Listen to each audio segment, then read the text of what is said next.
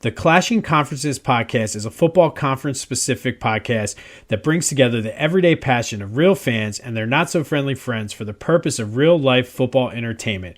Aggressive but friendly competitiveness is the name of the game as this group of NFC East fans jabs and banters each other trying to prove their pointless points. With an internal competition within for weekly and end-of-the-season bragging rights, watch as this group will still boast and brag even when their teams fail to bring home the W. New episodes drop on Thursday, available on YouTube and wherever you get your podcasts.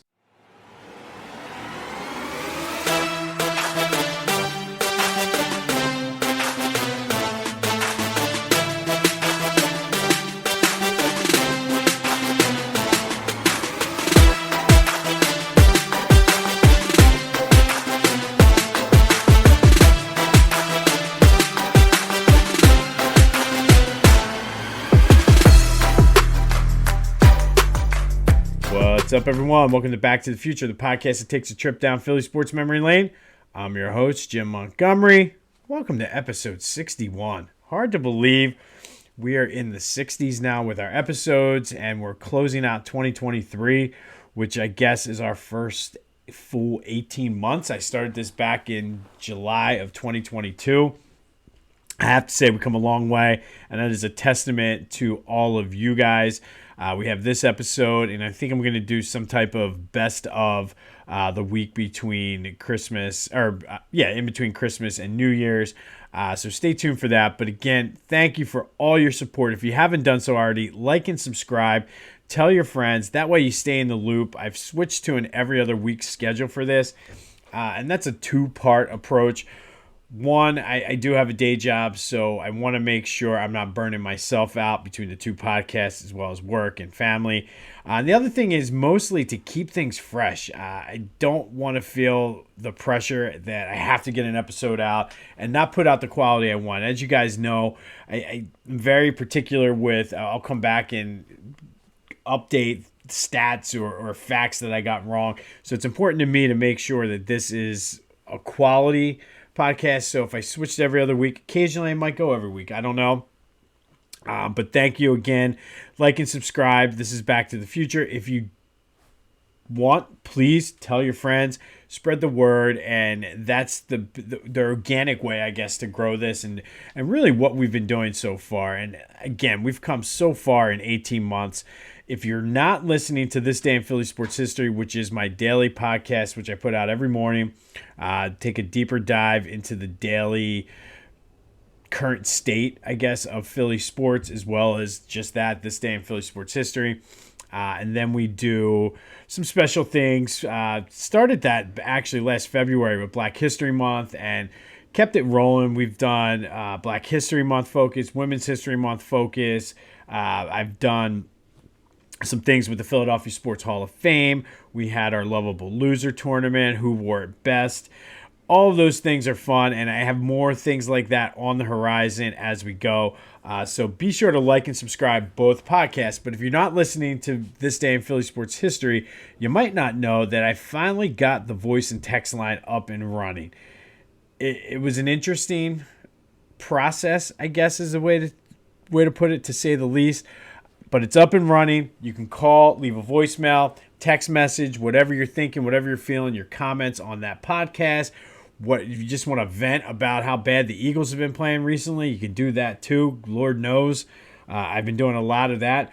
But the number for that is 267-495-8531. That's 267-495-8531. That's text and voice, whatever you need to get your voice heard. Your voicemail, you can be heard on the podcast. Text messages could be read. Let's grow this thing too. And I got to come up with a better name. So if you have any name suggestions for the voice and text line, please shout them out as well. But that's 267-495-8531. Since we've moved to an every other week format, it'd be a good time to catch up on some of the archives. The good thing about Back to the Future episodes are that they can be listened to at any time. They're not a current event specific like some of the This Day in Philly Sports History fodder is. So go back, check out the archives. I like to listen to them every now and then to see just how much I've grown and how far I've come in 18 months. So go ahead and check them out. If you do listen to This Day in Philly Sports History, then you know about our food and gift drive. If not, I mentioned it slightly 2 weeks ago, but we're teaming with the Maddie N. Dixon Community Cupboard in Ambler, and we did a gift drive where they were looking for $25 gift cards to give to families to either Target, Walmart, or Amazon. I talked to her. If you want to get something over to me within the next couple days, this is December 13th as I am recording. If you can get something to me by the end of this weekend, which is like the 15th, 16th, let me know and I can get them over to them as soon as possible. She will accept them last minute. If not, they do take cash donations. We're doing a food drive as well. So I posted all of the items that they're currently looking for on my social media. If you want to go make your donation there, if you can. And again, same sort of quick turnaround timeline. If you want to Amazon me the food, I can take it over with me. I'm making 2 trips, one on Friday and then one the following Monday for a couple last minute things I have set up. But let me know. I can get that over for you. You can drop them off yourself if you're local. And honestly, they'll take cash donations as well. So feel free to just help out this great organization. They've been serving this community for 50 plus years. Especially during the holidays, it is something that is it's a good thing to do, and it's a shame that there are so many people out there in our community that need the help, but it's great that there is an organization. And so far, I always look over here every day. I've been seeing it, and like the pile of donations of food I have been like, it's remarkable. Like, I can barely even move in my office right now because of all the donations, and I'm just so grateful for everyone for all the donations and everything. So if you want more information on that, hit me up either offline. Try not to put that on the voice and text line. Either DM me or leave a comment and I'll get in touch with you. All right, episode 61. And this one is one that got me thinking, and we've been doing for the month of December, our special thing on This Day in Philly Sports History was the Philly Sports Advent Calendar, where each day leading up to Christmas, we're opening up the door and focusing on like a team or an event or a player or somebody that you either forgot that was from Philly, forgot played in Philly, maybe didn't even know played, or just kind of fell off your radar. And in honor of that, this guy, I wanted to make him one of our gifts for the day, but I wanted to make sure I had a little bit more time to talk about him. So this might be a little bit shorter of a podcast than what we're used to on Back to the Future, but I wanted to he needed more time than about the 5-10 minute thing I have on This Day in Philly Sports History. And this is one of the best and most, let me rephrase that. This is one of the most winningest and one of the best coaches in all of NCAA history. And he's always been in our backyard.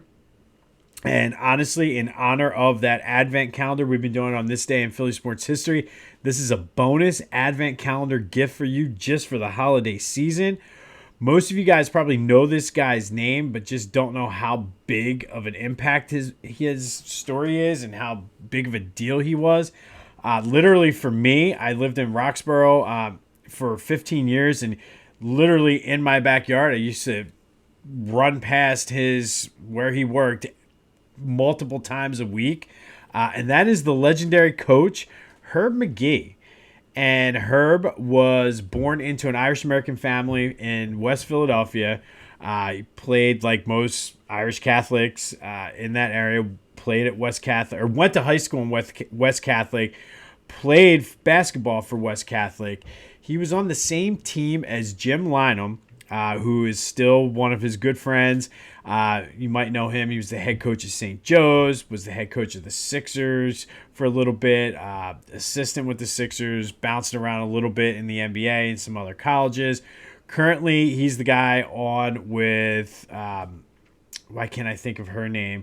Mark Jackson and, I cannot think of the blonde-haired lady's name that he does the Sixers pre- and post-game show with.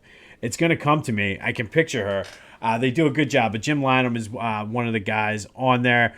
He he is D. Lynam's dad as well. He also Herb Magee also played with Jim Boyle on that West Catholic team, who was the assistant coach at Widener and St. Joe's, and it's at one point the head coach at St. Joe's. So when he was done high school, he was a great player, and at the encouragement of his uncle, who was a good friend of Bucky Harris, who was the coach at Philadelphia Textile, his uncle was like, yo, Herb, you should go play there. So he went and played basketball collegiately at Philadelphia Textile, which was D2.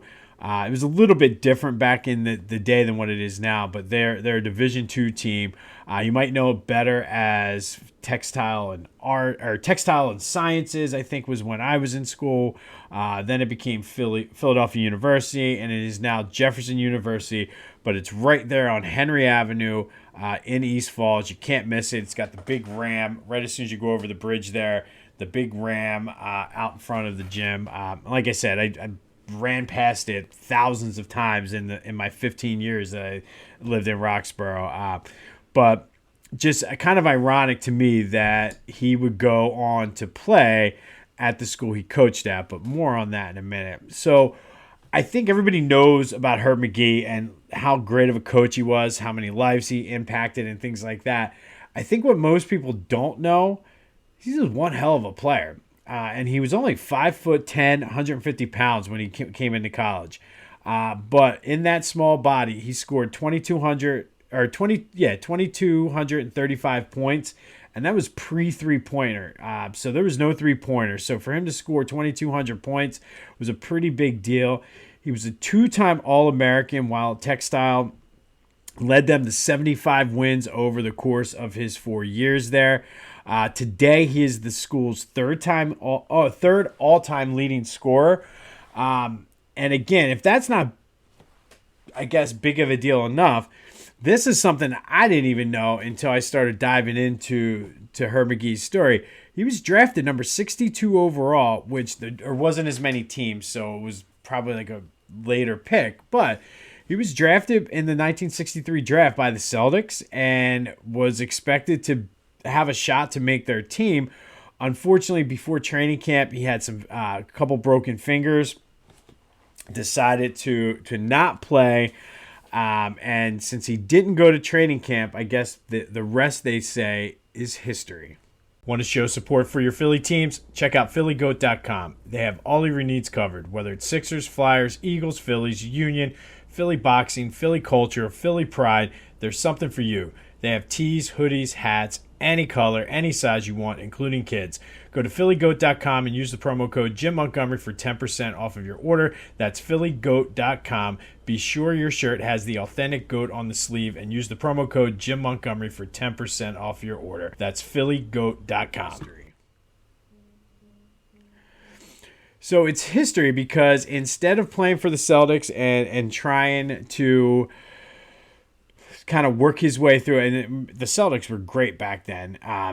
I was during the days of, oh my goodness, why can't I think of Bill Russell and just those great Celtics teams. But he went back and said, all right, I'm going to go back to Textile and be an assistant coach under his former coach, Bucky Harris. He did that for 4 years. So during my research, and this is like a secondary resource here, but there was an interview with Jim Lynam, and Jim Lynam said, listen, when we were in high school, we respected a lot of the folks in the field of basketball, he called it. And he said, we didn't explicitly come out and say, hey, we want to be coaches, or this is like what our goal is. But he said, if the right opportunity came, we both knew like it would pique our interest. Like they were solid players, but like they just had that sort of, and I get it. Like if you're a coach, a teacher, like you're wired slightly differently than most people. So it's not necessarily unusual or shocking that Herb Magee became a head coach at Philly U. In that interview with Jim Lynam, like I said, kind of hammered home that point, which I thought was pretty cool. So he goes back, and instead of waiting for the injury and trying to battle, and I don't know much about I couldn't find many details about his playing career just because of how great he was as a coach. But went 4 years as an assistant under Bucky Harris, and then became the head coach at Textile at age 25. So think about that. Like most of us, and I shouldn't say, don't want to speak for anybody else, but I know myself at 25, and I could barely lead myself. So the fact that other parents and people are sending their kids, and I'm in charge of leading them and making them be successful, I mean, that's a scary thought. Like I'm 45 now, and I barely can take care of myself and things like that. I'm kidding. I hope. But I mean, the fact that he became a head coach at a Division II program that was a pretty damn good one. I mean, I know coaches get hired younger and younger, especially in the NFL today, but that's pretty impressive. And I mean, he learned under one of the best at Bucky Harris, I guess. But from there, all Herb Magee did was become a legend. So, I mean, it's easy. I don't even know where to begin. But he spent 54 years as the head coach, which literally meant he spent the majority of his adult life at Jefferson University as a player, assistant coach, and a head coach. He's like 80-some years old now, and he spent 60-some of the years of his life, actually all of his adult life almost at this point, at Textile, Jefferson, Philly U, whatever you want to call it, which is absolutely like, I couldn't even imagine. Like I've been in education for 18 years now, and I couldn't imagine going another, 26 years, or no, 36 years. Like that's just, I can't imagine it. So the fact that he spent that many years at Jefferson is just remarkable to me. And that's very much an old school mentality. Like, because you see guys now that once they get some success at a lower level, they're off to the next best thing. So kudos for him for sticking it out that long. He won multiple Coach of the Year awards from multiple different outlets for multiple different leagues and just all kinds of things. I mean, the list that I saw of the Coach of the Year awards that the man had were just it was crazy. He won the D2 championship in 1970. So like he literally took over and within like 5 years won a championship. Went to 30 Division II tournaments out of his 54 years. And in a lot of those, and I think I didn't really go into too much because like there's very different ways that Division II was set up over the course of the years. Out of those 30 times, like it wasn't like I think he only had a losing record maybe 3 or 4 times. Like it was under 10. I'll give that because I don't know off the top of my head, but I did look this up previously for something else. The man only had like less than 10 losing seasons in 54 years, which is outstanding. He's a 5-time Central Atlantic Collegiate Conference tournament champion. They didn't get into that tournament until later in his career, so that was still good. 6-time division champ in the CACC. One time they won the regular season championship. And this is where it gets, to me, it just shows just how good he was. 1,144 wins against 454 losses. And what is really outstanding about this, there's only one person that has more wins than him. Do you have any idea who it is? Yeah, Coach K. Coach K is the only person who has more wins in the history of NCAA basketball, any division, than Herb Magee. Like, just let that sink in for a minute.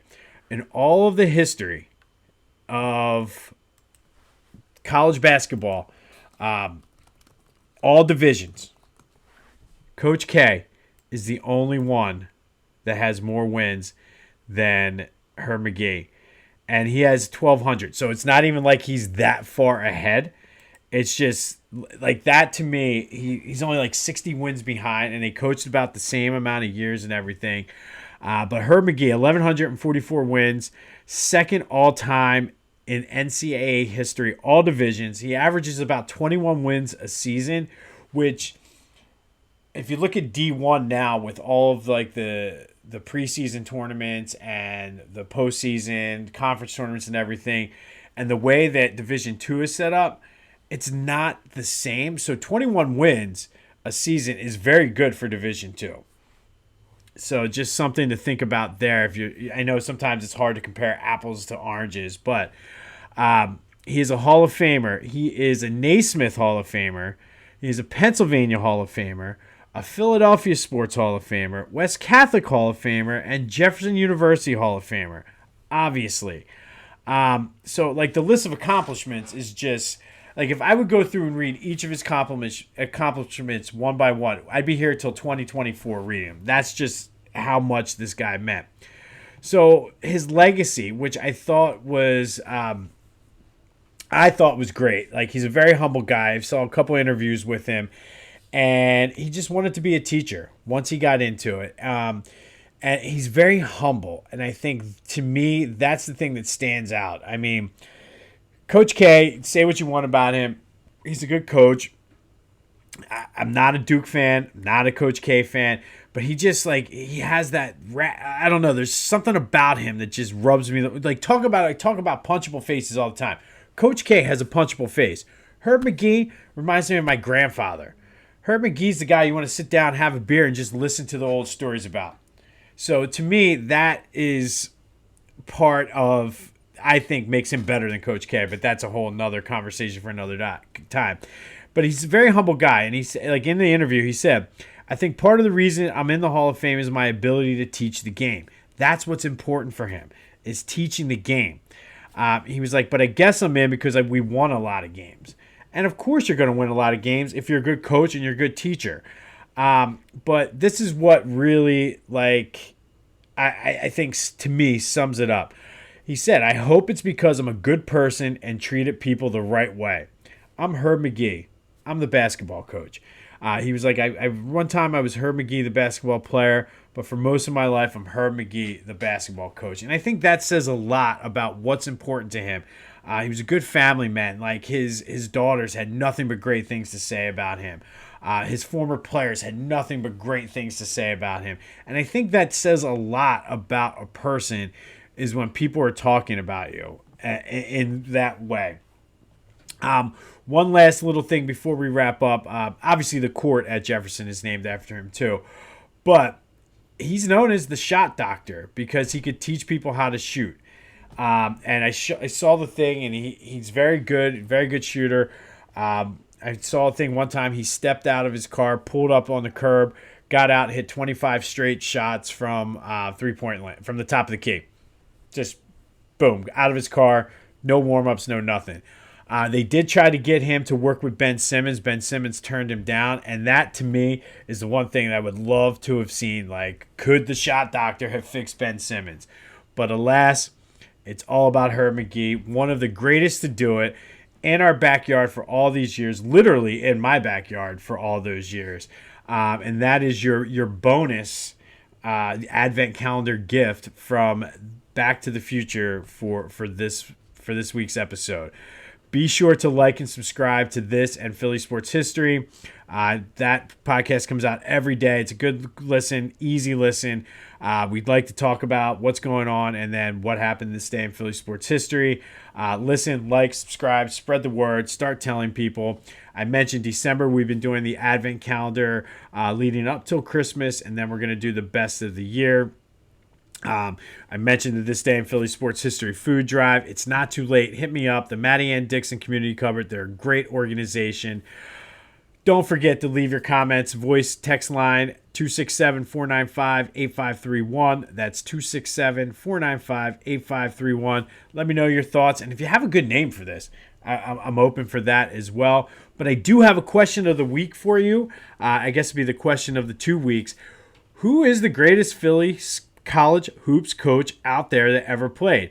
Is it Herb Magee, Jay Wright, my favorite, John Chaney, Fran Dunphy? Is it someone else? Give me who's the greatest coach in Philly sports history? Let me know.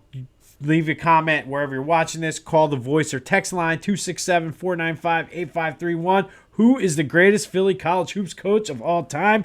Is it Herb Magee, who's been in our backyard for this whole time and we never appreciated him? Is it someone else? Let me know. Be sure to check out the archives. It's a great time to catch up. Hit me up on social media, YouTube, TikTok, Twitter, Jimbo_Mont, Instagram @PhillyJimbo. Like, subscribe, call that voice and text line, send me text messages, whatever you got to do. 267-495-8531. The next time I talk to you will be after the holidays, I believe. Let me just double check the calendar. Yes, likely it will be after the holidays. So I wish you all a very happy holiday. Whatever you celebrate, merry everything, happy everything. Enjoy, be safe. Thank you so much for your support. We'll be back in 2 weeks with the best of the year. Let me know. Hit that text line up, 267-495-8531. Who's the greatest Philly college hoops coach of all time? Shout out to Herb Magee, one of the best to ever do it. I'll rank him ahead of Coach K because I don't want to punch him in the face and I want to go have a beer with him down at Merv's. But I'm Jim Montgomery. This is Back to the Future. Again, happy holidays, everyone, no matter what you celebrate. Be safe, enjoy, and until next time, I will see you when I see you.